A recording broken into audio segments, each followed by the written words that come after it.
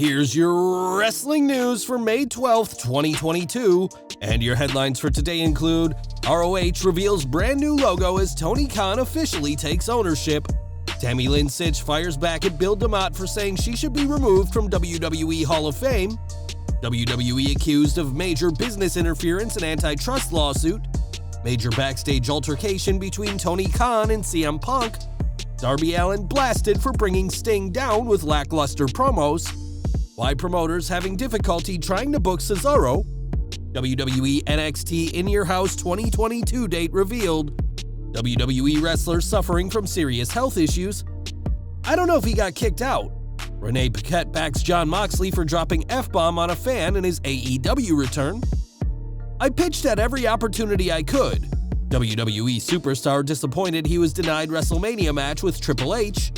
Tony Khan has made several new AEW title belts he hasn't revealed yet, and more.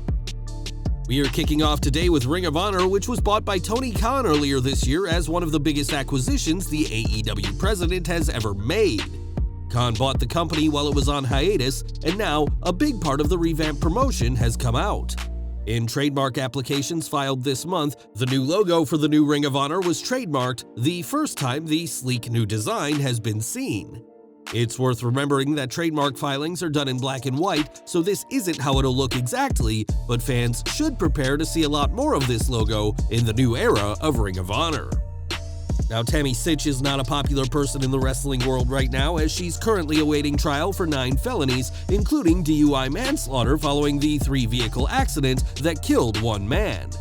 Given this latest run-in with the law and her several convictions before, there have been calls to remove Sytch from the WWE Hall of Fame, which she was inducted into in 2011.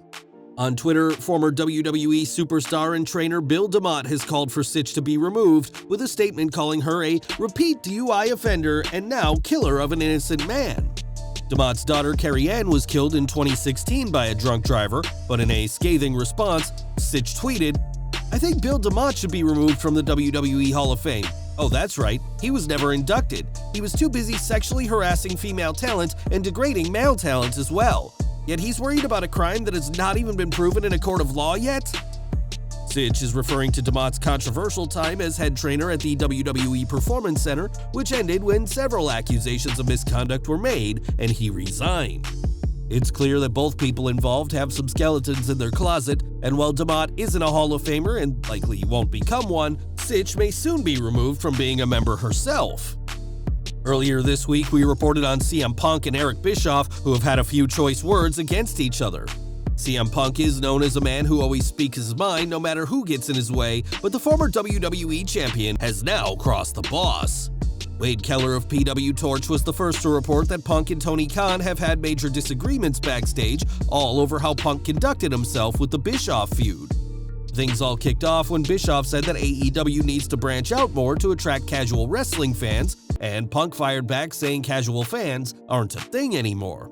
When Bischoff uploaded a clip from his podcast saying that Punk has never worked in the TV business and that AEW is only concerned with a small fraction of the wrestling fandom, Punk escalated things, calling Bischoff a, quote, old head, bad faith, bad take, carny dipshit, and said that he should die in the dark with his Ego podcast.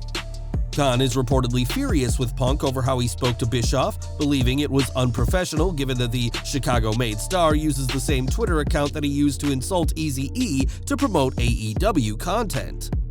After a lot of disagreements, things cooled off peacefully, and Khan is looking at contacting Bischoff to discuss the matter further. CM Punk may believe every word he said to Bischoff, but he's still an employee and representative of AEW, and ultimately, the voice of the voiceless has to answer to his boss, Tony Khan. Back in January, MLW filed an antitrust violation lawsuit against WWE, alleging that the sports entertainment juggernaut interfered with their business. MLW specifically claims the WWE pressured third parties to abandon contracts and potential relationships, costing Major League Wrestling some great opportunities. This week, MLW CEO Court Bauer gave an update on the case when appearing on the Wrestling Inc. podcast, but admitted that he could not give too many specifics about the matter. He said, "Yeah, it would probably be strategically unwise to spill the beans on that here and now. I'm not trying to blue ball you here, but all I can share is that we have exceptional evidence of tortious interference. And as the legal process plays out, the public will see the evidence. It will come out, and it's pretty damning. This isn't the first time WWE have been in court, and they've survived several similar lawsuits against them, and we'll keep following this case as more information comes out. Over to AEW next, as Darby Allin has established himself as one of the big stars of the company, with his work with Sting being a highlight of the company's programming. That said, Allin has struggled with promos in the past, and this week cut a promo ahead of his Owen Hart Foundation men's tournament match with Jeff Hardy. While speaking on his podcast, Jim Cornette blasted Allin for his skills on the mic, saying he's bringing down the legend of WCW. Darby did a promo about the match, and in that monotone, boring voice where he sounds like a hypnosis victim. He said it was going to be a real special night, and then Sting reinforced that for 10 seconds he didn't haul. He didn't beat his chest, he didn't say it's showtime, he has now adopted Darby Allin's promo style, which is act like you're just talking in your sleep and say nothing. So now instead of Sting bringing Darby Allin up, Darby Allin is bringing Sting down. Does Allin talk like this in real life? And if he does, can anybody hear him? And why would anybody listen to him? Hardy would go on to defeat Allin, qualifying for the Owen Hart Men's Tournament semifinals, and whatever the former TNT champion does next, we expect Cornette won't be thrilled with whatever Allin has to say. It was his skills on the microphone that led to Cesaro never getting a main event run in WWE, and now that will never happen as his contract expired in February. Leaving without a non-compete clause, many thought the Swiss Superman would be snapped up by a rival promotion immediately, but that hasn't been the case.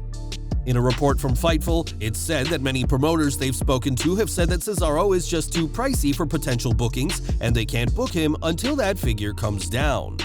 The report adds that Cesaro is being represented by an agent who manages other wrestlers, and while there are stories of wrestlers deliberately asking for too much because they'd rather sit at home, Fightful hasn't heard if Cesaro is doing this. Massively talented and universally loved backstage, the WWE locker room was shocked to see Cesaro leave, but until someone can afford his high price, don't expect the former US champion appearing for any promotion.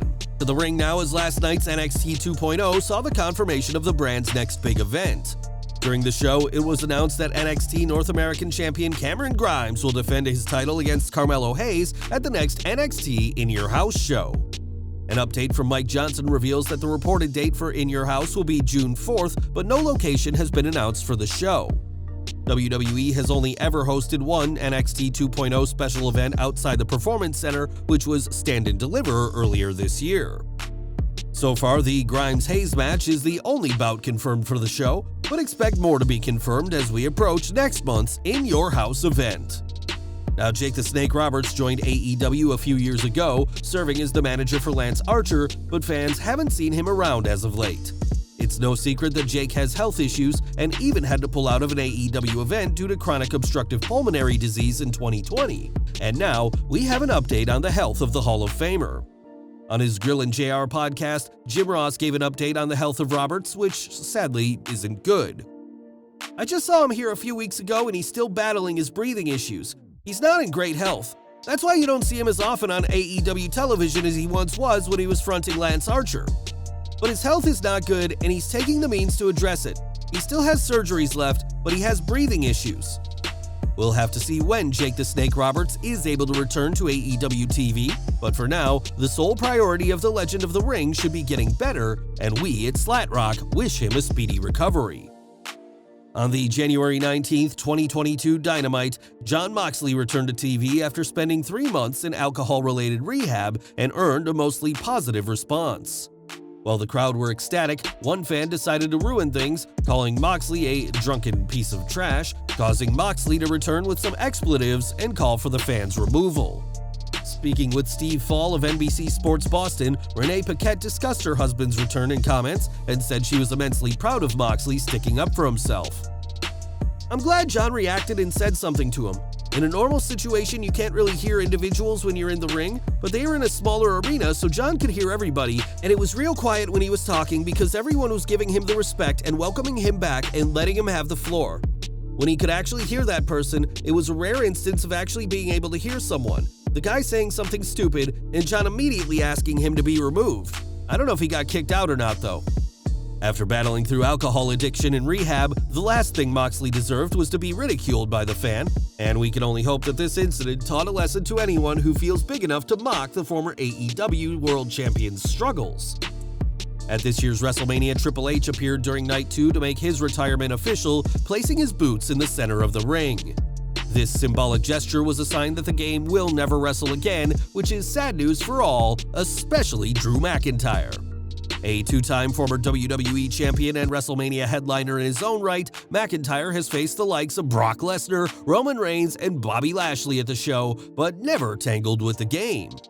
Speaking to Alex McCarthy of TalkSport, McIntyre said that he pitched at every opportunity to face Triple H at WrestleMania, saying it would have been awesome had it happened. While the two did share a ring during a Japan Live event, the WrestleMania match wasn't meant to be, and while Drew has years left in his wrestling career, a match with the Cerebral Assassin is off the table. And we're ending with AEW, who have several championships and could now be introducing more gold at their shows. For years, fans have speculated on AEW Trios tag titles, which would allow stables to compete for gold, and it was recently reported by Dave Meltzer that titles had been made. Now Tony Khan has weighed in, as he told TSN that while nobody asked him about the creation of new titles, he can confirm that the reports are true. Khan also teased that he has more championship belts up his sleeve, but didn't specify what these new championships would be. Whatever the case, AEW now has Trios titles made, so it remains to be seen when, if ever, they'll pull the trigger and crown their first AEW Trios champions. Well guys, that's our news for today. Please share your comments below. Also hit the like button, subscribe to our channel, and hit the bell icon to receive all notifications. And as always, thanks for watching.